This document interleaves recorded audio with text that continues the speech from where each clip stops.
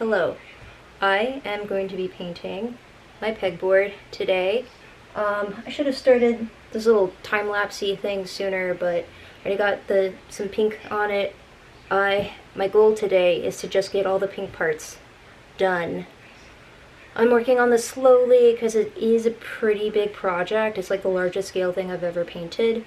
And I'm just trying to pace myself so I don't burn out or get bored. So, yeah, let's go. Hello from VoiceOver Darby.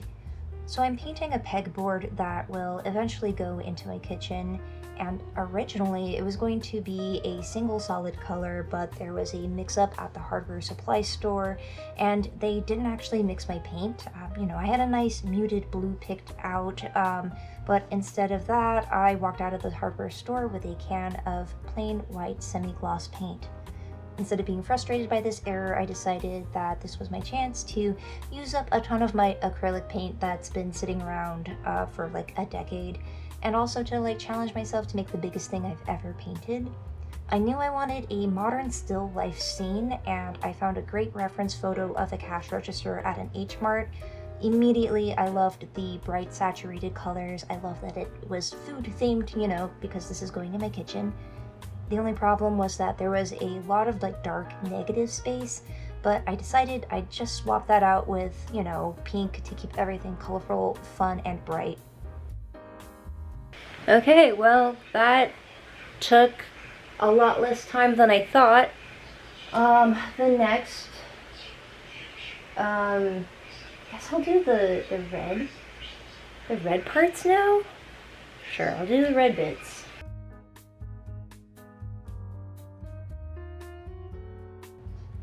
When I started this video, I really thought I was going to check in with the camera a lot more during the process, and what happened was I worked a lot faster than I thought I would, and once I got into the flow, I totally forgot to stop, pause, share my thoughts about what was going on, explain what was happening, and that's why I'm doing the voiceover now.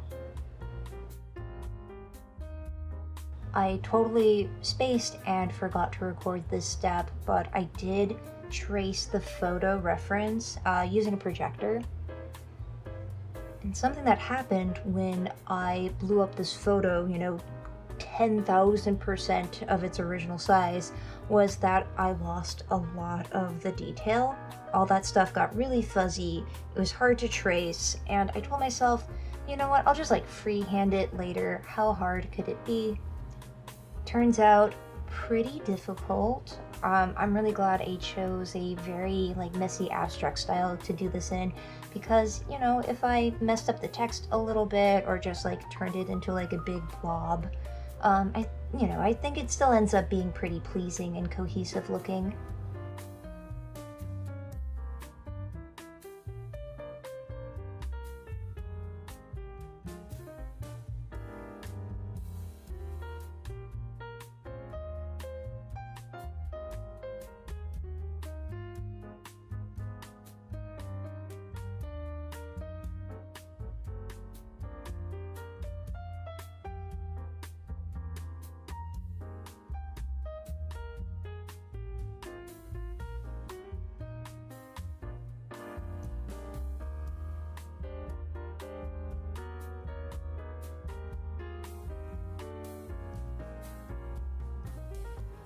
Okay, so I got a lot more done last night than I thought I would.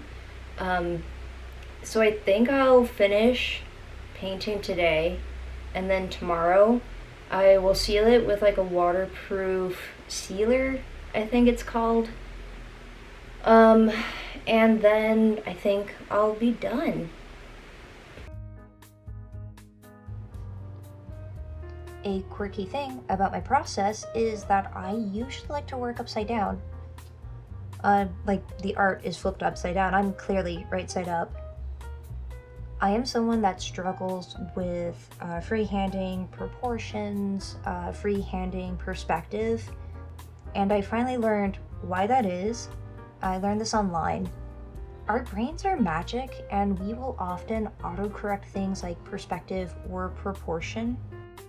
And this is useful for basically everything except for making art. An easy way to make my brain work more like a computer-powered plotter is to work backwards or upside down. Just change it up so that I don't immediately recognize the thing I'm trying to draw. I have found that this really helps my process, and it's something that I encourage you to try out if you also struggle with things like perspective or proportion when you're drawing or rendering something.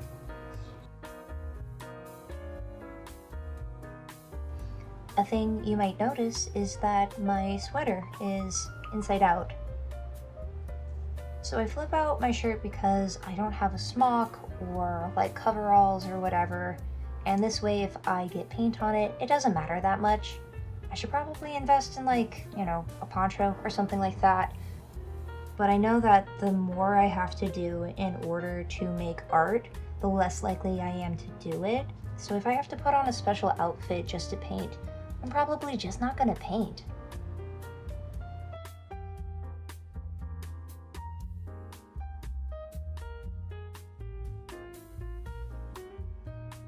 There she is. So now all I have to do is seal it and mount it on the wall.